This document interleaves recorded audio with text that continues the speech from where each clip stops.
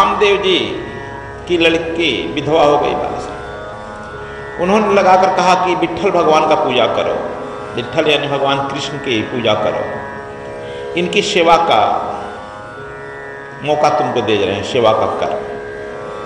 जब भगवान का वह सेवा अर्चना करने लगी तो उसे प्रेम हो गया। जिसका काम करेगा उसे प्रेम हो जाएगा ना। भगवान कृष्ण से प्रेम हो गया। कृष्ण अपने प्रेमहारी थर। अब जब प्रेम हो गया तब वह कही कृष्ण से कि आप हमसे शादी कर लो। वह मान ली, पति के रूप में ही मान ली। और कुछ काल में उस लड़की को गर्भवती हो गई। वामदेव जब भगवान कृष्ण की मूर्ति पूजा करने गए और उन बहुत विचलित हो गए थे अपने चिंता में विचलित हो जाता है ना। विचलित हो गए थे तो उन्होंने बताया कि तुम क्यों विचलित है, यह मेरा पुत्र है, तो मुझे सेवा में लगाया है ना, इसलिए वह मेरा ही हो रहा है। वामदेव निश्चिंत हो गए। धीरे धीरे लड़का बड़ा होने लगा, मेधावी तेज होने लगा, लेकिन यह जन्म से ही ध्यान की तरफ अग्रगति हुआ, भगवान के प्रति अग्रगति हुआ। जैसे तुम में वह डाला गया संस्कार वही होगा ना, भगवान के प्रति अग्रगति, कृष्ण के प्रति उसकी इच्छा बहुत बढ़ने लगी। लड़कों के साथ खेलता था लेकिन धर्म की बात करने लगा, कृष्ण की बात करने लगा। एक बार वामदेव बाहर जा रहे थे, कहे कि बताओ हम किसको पूजा दें।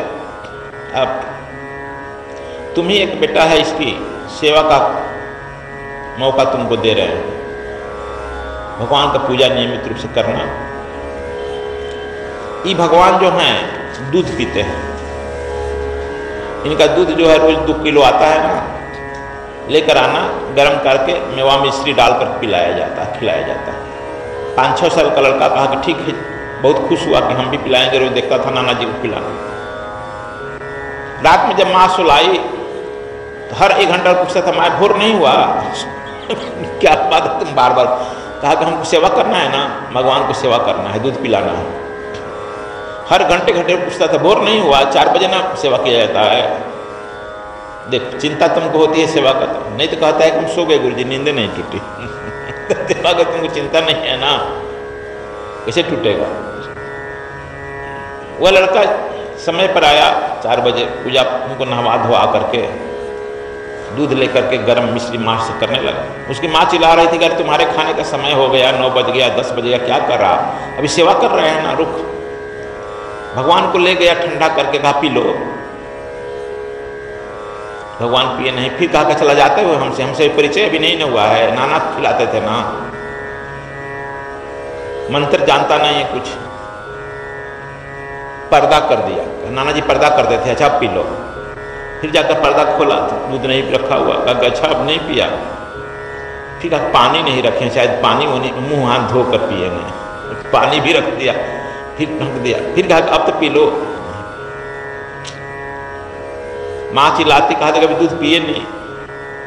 12 बज गया, 1 बज गया, दूध नहीं पिए। दूध इसी तरह से रखकर नामदेव ही कहा कि माँ हम दूध पी लिए हैं, क्योंकि नाना जी दूध पिलाकर इसको पिलाते थे ना, कहा हम पी लिए, हमको भूख नहीं। उपास से सो गया। दूसरे दिन भी इसी तरह से किया। 2 दिन जब बीत गया, कहा कि तीसरे दिन तक नाना जी 3 दिन के लिए कहकर गए हैं, आएंगे, नहीं पिए। दूसरा दिन भी नहीं पिए। दूसरे दिन भी नामदेव उपास से सो गया। व्रत चलने लगा। तुम लोगों का व्रत गंभीर चल रहा है, देखते हैं कुटू का पुआ पकवान भी बन रहा है ना। सुने कि एक आश्रम में लोग गए तो लोग कह रहे हैं कि अभी आश्रम में नवरात्र का उपवास व्रत चल रहा है।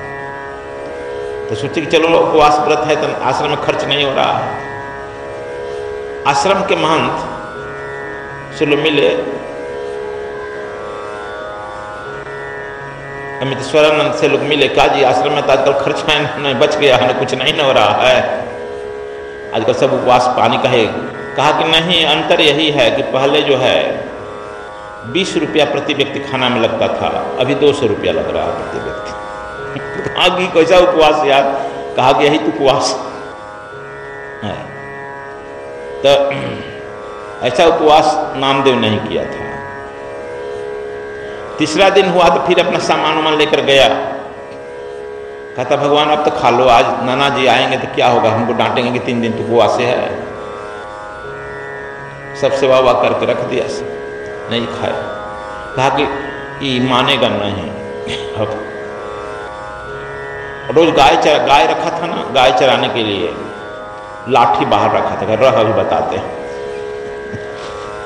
अब लाठी उठाया तो मार के अभी बताते हैं तो नहीं खाएगा। जो ही लाठी उठाया मारने के लिए भगवान को, कहा कब हमको भी कितना दिन भूख रहेगा, कितना तुमको कहें।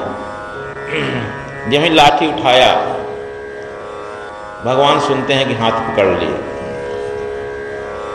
नामदेव ऐसा क्यों करेगा, मारेगा क्यों? कहा कि अच्छा अब तू तो पी ला दूध, हम भी नहीं पिए हैं, भूखे हम कितना दिन रहेंगे। भगवान उठे और दजरा कटोरा उठा पीने लगे। ये तो झांकता था, कहा सब पी लेगा। नाना जी तो थोड़ा बचाकर हमको भी देते थे, तो हमको भी थोड़ा छोड़ दो, प्रसाद नहीं देगा हमको। छोड़ दिए भगवान, छोड़ देंगे ना, लो भाई पी लो। नामदेव पी लिया। 2 दिन अब काम चला, इसी तरह से पिलाता था, फिर झांकते रहता कि सब पिएगा, छोड़ा अपने लिए छुड़वा लेता था। अब भगवान से उसका परिचय हो गया। जब नाना वामदेव आए तो पूछे क्या तुमने सेवा किया? कहा कि हाँ सेवा किए, लेकिन भगवान दूध ज्यादा पीता है, आप नाना जी कम देते हैं, और उससे हम अपने लिए छुड़वाना पड़ता है। नहीं तो वो भी पी जाएगा। आकर कितना पीते हैं तो 2 किलो करते हैं तो 1.5 किलो पी जाते हैं, 1.5 सेर पी जाते हैं। आधा सेर तो हम अपने जबरदस्ती हाथ से छीनते हैं, नहीं तो भी पी जाता। कहा कि अच्छा आज तो तुम कितना चाहिए? तो कहा हमको भी तो 1 सेर चाहिए। अब चल अच्छा आज 3 सेर दूध लाते हैं, आज पिला, पी जाएगा। उनका पेट बड़ा है हमसे, दिया आज नहीं पी रहे थे। कहे कि आज नाना जी हमारे आ गए हैं तो नहीं पीजिएगा, हमको झूठा बनाइएगा, रोज तो 1.5 किलो पी जाता है, आज 2 सेर आपके लिए लाए हैं, पी जाओ और हमको झूठ मत बनाओ। लेकिन मूर्ति से आवाज आई कि आज तुम्हारे नाना जी हैं, कैसे पिए? कहा नाना जी से जाएगा तो हमको झूठ बनाएगा कि यही रोज पी गया। हमको झूठा मत बनाओ। एक हाथ में लाठी लेकर बैठ गया, लठिया तो हम लेकर बैठे ही हैं, डांटा। भगवान देखो यही मंत्र देख रहे हैं, एक बच्चे के लाठी से भी डर जाते हैं। अपना दूध उठाए पी लिया, फिर देखता था झांक के, देखिए 1 किलो आज छोड़ना है हमको, 1 सेर छोड़ देना, बड़ा कुछ।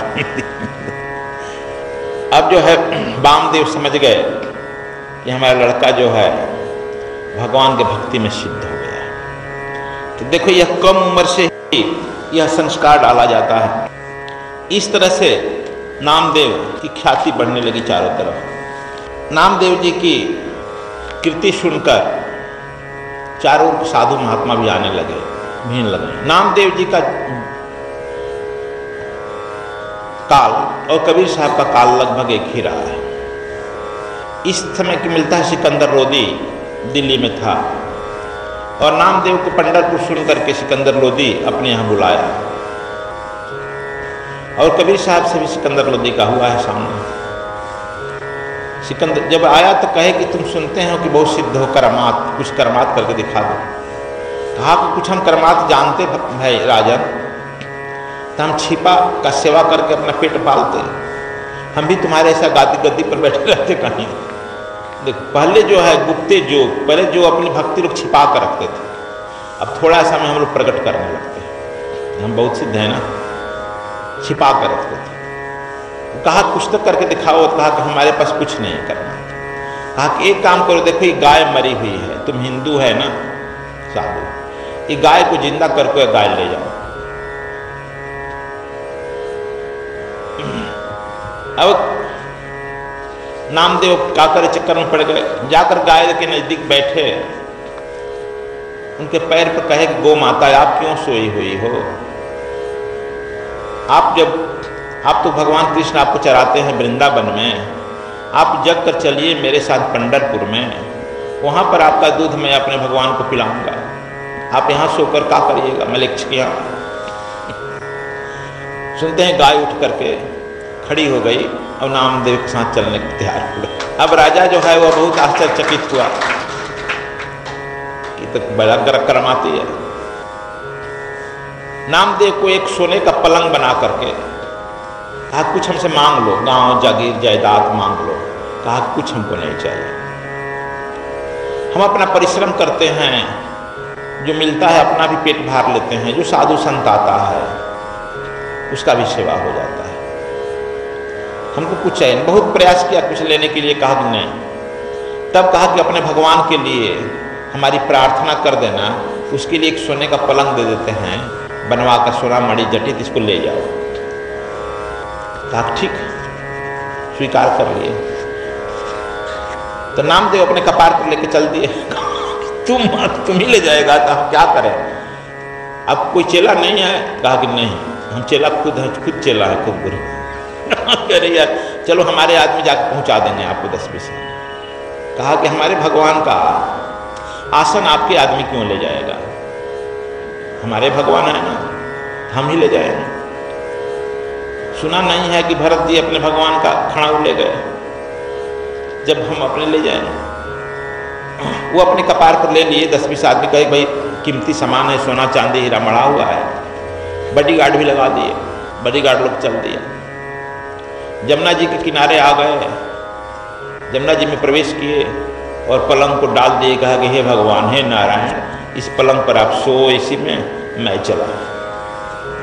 पलंग आकर के उसके सेवक लोग खबर किए कि तो पलंग आपका अपमान किया ना, डाल दिया जमुना जी में, डुबा दिया। जमुना डूब गया, कहाँ बोला उसको पकड़ कर लाओ। फिर नामदेव को पकड़ कर लाया गया। कहा कि यदि हम कहेंगे हमारा पलंग लाओ तो सिद्ध महात्मा है, गाय को जिलाया तो हमको मार नहीं सकता। कहा कि नामदेव जी वो पलंग जो ले गए थे ना, उसको दिखलाइए हमको, उसके एक डिजाइन का और पलंग बना करके देना है ठाकुर जी को सोने के लिए, लेकिन उस पलंग के ही डिजाइन देखा जाएगा तब न बनेगा। कहा कि चलिए, इसीलिए के लिए बुला लिए तो हाँ चलिए। तो हमको बार बार आप बुलाते ही रहिएगा तो हम भजन कब करेंगे, अपने प्रभु के यहाँ कब जाएंगे। कहा कि नहीं, इस बार ही आपको बुलाया है, इसके बाद नहीं बुलाया। चलिए मेरे साथ जमुना जी में। जमुना जी दिखता ही है दिल्ली में, लेकर गए जमुना जी के यहाँ और नदी में गए। कहे कि हे भगवान, अभी पलंग पर अभी सोए हैं कि बैठे हैं, दे दो, मलिक्ष पलंग देखना चाहता है। पलंग जो है वैसे वैसे दर्जनों पलंग ऊपर आ गया, निकाल सब बाहर करते गए। कहे कि राजन, तुम्हारा जो पलंग है इसे पहचान लो। गजब हाल, सब एक ही तरह का हो गया, बना दिए। सिकंदर लोधी कहा कि जिस व्यक्ति में इतनी सामर्थ्य है कि सोने चांदी का और हीरे का रचित पलंग एक हम दिए, दर्जनों लेकर खड़ा कर दिया, बिना मोह का, बिना लालच का, तो यह आदमी हमसे बहुत ऊपर है, बहुत बड़ा है। हम तथाकथित अपने को बड़ा मानते हैं, लेकिन हमसे बहुत बड़ा है।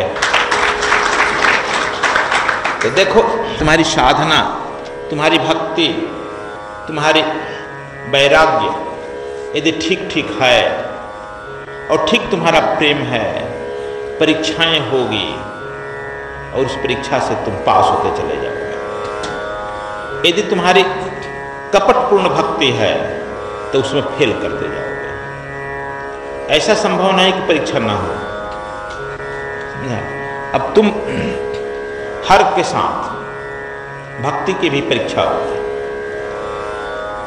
नाम भगवान जो है सच भक्त के साथ हो जाते हैं। फिर पूछे कि भक्त कहाँ रहते हैं। अर्जुन भगवान से पूछा है कि भगवान आप कहाँ रहते हैं, भगवान कहाँ रहते हैं। आप भगवान को तो भगवान माना ही नहीं। तुम्हारे सामने भी भगवान आ जाएगा तो मानेगा? कहाँ मानता है? कहते हैं कि भगवान कहाँ रहता है, कैसे मैं उसकी पूजा करूं, कहाँ उसका दर्शन करूं?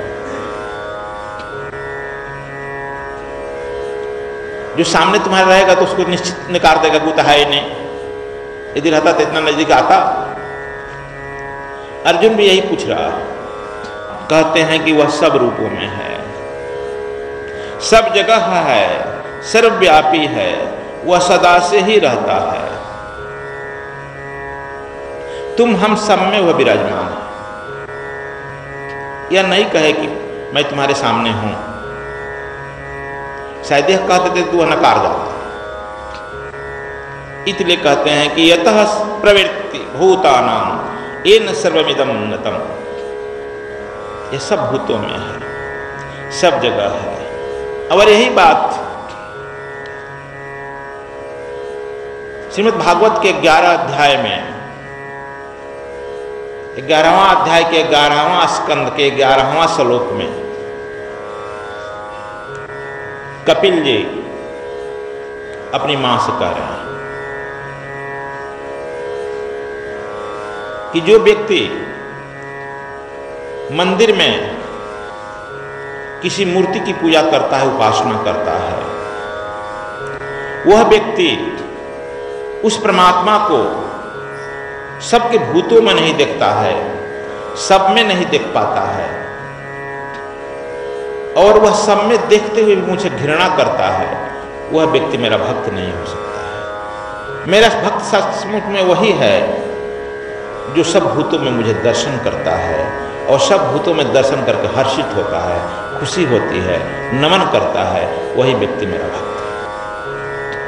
यही प्रश्न जो है जनक जी भी एक ऋषि चमस से पूछते हैं कि भक्ति के मार्ग पर चलने वाले लोग दुखी क्यों हो जाते हैं। चमस जी भी उत्तर देते हैं कि दुखी होने का बहुत कारण है। एक जो मैं बताया पूर्व में वह भी है, और भी है कि देखो मैं एक बात कह रहा हूं, चमस कहा, एक मेरा ही भक्त है ब्राह्मण, वह अनन्य भक्त है परमात्मा का, लेकिन उसके पड़ोस में थोड़ी दूरी पर एक शूद्र रहता है, वह भी भक्त है उस परमात्मा का। चमस ऋषि कह रहे हैं, लेकिन यह चूंकि ब्राह्मण है, वह शूद्र भक्ति करता है तो वह उसे घृणा करता है। यह इसका धर्म नहीं है, उसको भक्ति नहीं करनी चाहिए, उसको हमारी सेवा करनी चाहिए। अब बताओ, उसके घृणा करने से उसका भक्ति का पुण्य जो है क्षय होते जा रहा है, और जब वह पुण्य क्षय होते जाएगा तो वह दुखी होगा कि नहीं होगा। भगवान उसको भी तो बनाया है। इसलिए जनक,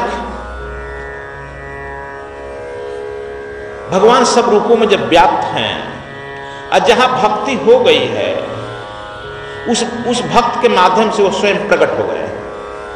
देखो भगवान सब में है, जल जगह सर्वत्र है।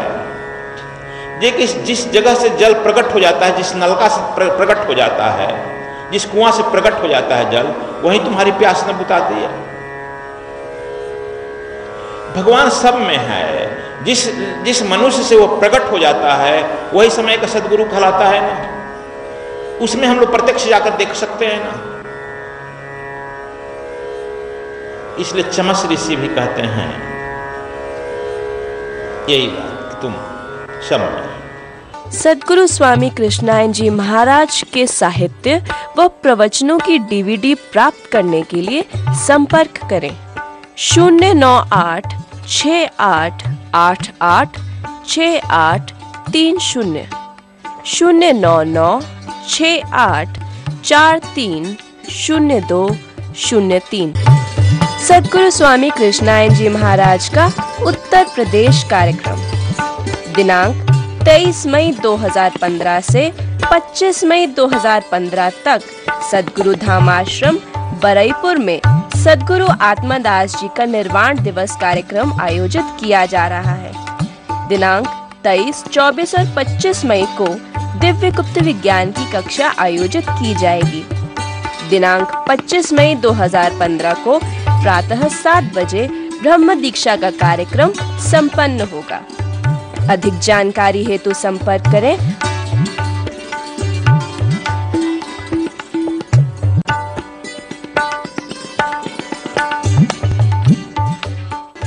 सद्गुरु स्वामी कृष्णायन जी महाराज का उत्तराखंड कार्यक्रम।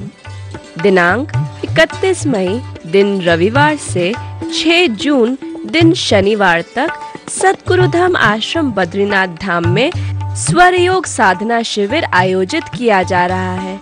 इस साधना शिविर में सम्मिलित होने के लिए निबंधन पूर्व में ही अनिवार्य है। निबंधन की अंतिम तिथि 21 मई 2015। अधिक जानकारी के लिए संपर्क करें आचार्य पूनम अग्रवाल 09968430203।